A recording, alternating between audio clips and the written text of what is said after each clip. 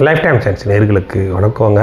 இப்போது மகர ராசியை பொறுத்த மட்டும்ங்க சனி பெயர்ச்சி ரொம்ப நல்ல யோகா அமைப்புகளுக்கு இருக்கிறதுலே மகர ராசிக்கு ரொம்ப டாப்பாக இருக்குதுங்க. 7.5 சனி விலகி 3ஆம் இடத்திற்கு சனி போயிருக்கிறாருங்க. இது ரொம்ப நல்ல அமைப்புங்க. இன்னொரு விஷயம் கேட்டிங்கன்னா 7.5 சனிலையுமேங்க இந்த மகர ராசியை பொறுத்த மட்டும்ங்க மகரத்தில் இருந்தது கூட பிரச்சனை இல்லைங்க. அந்த கும்பத்துக்கு போன கடைசி 2 வருஷம் ரொம்ப அலைச்சல்களை இந்த மகர ராசிக்கு கொடுத்துருச்சுங்க.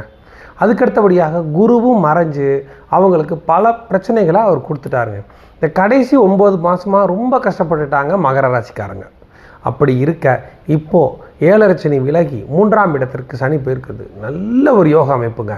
அதுலேயும் ரொம்ப முக்கியமான ஒரு பொற்காலம் அவங்களுக்கு காத்துக்கிட்டு இருக்குதுங்க. வர்ற ஜூன் மாதத்துக்கு மேலே 7ல் சனி குரு உச்சம் அடைஞ்சு அந்த 3இல் இருக்கும் சனியையும் பார்த்து சனி ஏற்கனவே உங்களுக்கு நல்லதை பண்ண போகிறாரு. அதுக்கு அடுத்தபடியாக குருவும் 7ஆம் வீட்டில் கடகத்தில் உச்சம் அடைஞ்சு உங்களுக்கு நல்ல அமைப்புகளை கொடுக்க போகிறாங்க. நீங்கள் இது வரைக்கும் நீங்கள் என்னென்ன எதிர்பார்த்தீங்களோ அவ்வளவு பலன்களும் நல்ல பலன்கள் எல்லாமே அமையக்கூடிய தருணங்கள் நல்லாவே வந்துருச்சுங்க.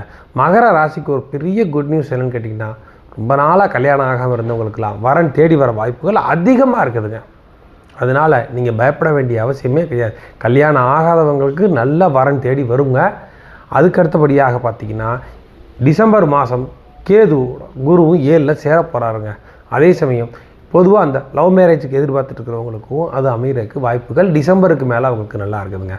பொதுவாகவே ஜூனில் இருந்தே குருவினுடைய அமைப்பு நல்ல பவராக அவங்க ராசி மேலே விழுக போகுதுங்க. விழுகும்போது குருவும் சரி சனியும் சரி நல்ல பலன்களை வழங்குவாங்க. ராகுவும் டிசம்பர் மாதம் ராசிக்கு வந்துடுறாருங்க.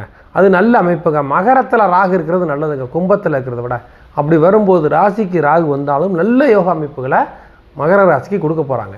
நீங்கள் இனிமேல் எதை பற்றி யோசிக்க வேண்டிய அவசியமே கிடையாது.